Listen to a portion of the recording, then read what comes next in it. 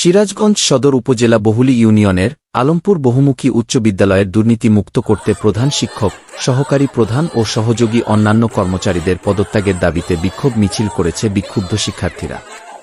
আন্দোলন চলাকালে পার্শ্ববর্তী ইসলামপুর গ্রামের ছেলেরা বিদ্যালয়ে ঢুকে আন্দোলনকারীদের উপর উপর্যুপরি আঘাত করতে থাকে।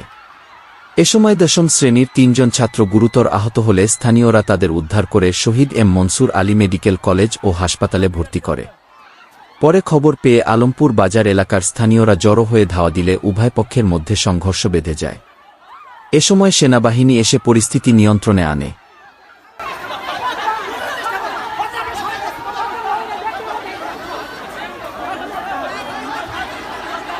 খবর পেয়ে সরজমিনে গিয়ে জানা যায় ছাত্রছাত্রীদের বই বিক্রি, বেতনের টাকা আত্মসাৎ, স্বেচ্ছাচারিতা সহ বিস্তর অভিযোগে এর আগে ১৬ দফা আদায়ের কর্মসূচি দিয়েছিল শিক্ষার্থীরা। তখন ১৫টি দাবি তাৎক্ষণিক ব্যবস্থা নেওয়ার আশ্বাসে ক্লাসে ফিরিয়ে নেন শিক্ষার্থীদের। পরবর্তীতে ওই দাবিগুলো জলে ভেসে যাওয়ায় বেশ কয়েকদিন ধরে ফুলে ফেপে উঠছিল শিক্ষার্থীরা। এ নিয়ে বুধবার ২৮শে আগস্ট সকাল ১০টার দিকে বিদ্যালয়ের অনিয়ম ও দুর্নীতি রোধে প্রধান শিক্ষক, সহকারী প্রধান শিক্ষক সহ জড়িতদের পদত্যাগের একদফা দাবিতে বিক্ষোভ মিছিল শুরু করলে পার্শ্ববর্তী গ্রামের ছেলেরা এসে ছত্রভঙ্গ করে এবং আন্দোলনকারী শিক্ষার্থীদের উপর নির্বিচারে হামলা চালায়। আলমপুর উচ্চ বিদ্যালয় সংস্কারের জন্য আমরা আমাদের প্রধান শিক্ষকের কাছে আবেদন করি। আমাদের ক্লাসরুমের এমন অবস্থা আপনারা দেখাতে পারেন, ক্লাসরুম মানসম্মত ক্লাসরুম নাই। তাছাড়াও আমাদের টয়লেট আছে, টয়লেটটাও মানসম্মত না। আরো অনেক কাজ আছে যেগুলো আমাদের হেড স্যার করে না। সেই আমরা আরো বিভিন্ন ক্ষেত্রে আছে, যেমন বই আছে, বই দেওয়ার ক্ষেত্রে দুর্নীতি। এর আগেও আপনারা যদি চান হেড স্যারের একটা বই দেওয়ার বিষয়ে দুর্নীতি আছে, ওইটার ফুটেজ আমরা। দশম শ্রেণীর ছাত্র নাহিদ হাসান বলেন, এর আগে আমরা ১৬ দফা দাবি করেছিলাম, তখন ১৫টি দাবি মেনে নিলেও পরে আর কার্যকর করেননি। অনিয়ম রোধ না করে পাল্টা আন্দোলনকারীদের নাম তালিকাভুক্ত করে শাস্তি দেবার নামে নানা ভয়ভীতি দেখাতে থাকে। দুর্নীতি মাত্রা বেড়ে যাওয়ায় আজ সকালে সবাই একত্রিত হয়ে আন্দোলন চলাকালে প্রধান শিক্ষক মিজানুর রহমান, সহকারী প্রধান রফিকুল ইসলাম, শিক্ষিকা আফরোজা, মনিরা পারভিন মুন্নি, দপ্তরি শিহাব পরিকল্পনা করে পার্শ্ববর্তী ইসলামপুর গ্রামের ছেলেদের ভাড়া করে এনে আমাদের উপর হামলা চালায়। এ সময় দশম শ্রেণীর রিফাত, হাসান, আসিফ সহ প্রায় ১৪০ থেকে ১৫০ জন ছাত্রছাত্রী আহত হয়ে প্রাথমিক চিকিৎসা নেওয়া হচ্ছে। আমার নাম কোন ক্লাস?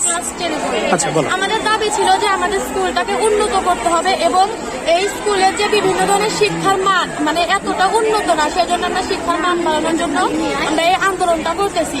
তো আমরা আন্দোলনকারী শিক্ষার্থী হিমা খাতুন বলেন, অনিয়মতান্ত্রিক বেতন বৃদ্ধি, শিক্ষকদের ফাঁকিবাজি, অশ্লীল আচরণ, যৌন নির্যাতনের শিকার, বাহিরে বই বিক্রি, ইভটিজিং সহ নানা অনিয়ম করে আসছে প্রধান শিক্ষক সহ বেশ কিছু কর্মকর্তা কর্মচারী।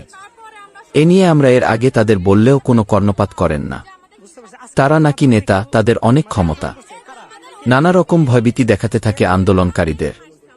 এদের পদত্যাগ না হলে আমাদের উপর আজকে যে আঘাত করেছে এর শাস্তি চাই।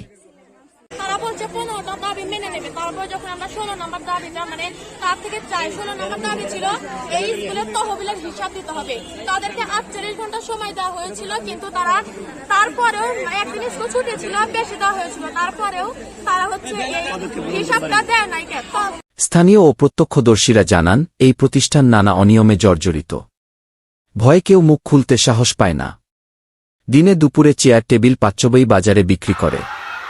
এ নিয়ে অনেকদিন আগে বেসরকারি টিভি চ্যানেল ৭১ টিভিতে সংবাদ প্রকাশ হলেও কোনো ব্যবস্থা নেয়নি ঊর্ধ্বতন কর্তৃপক্ষ।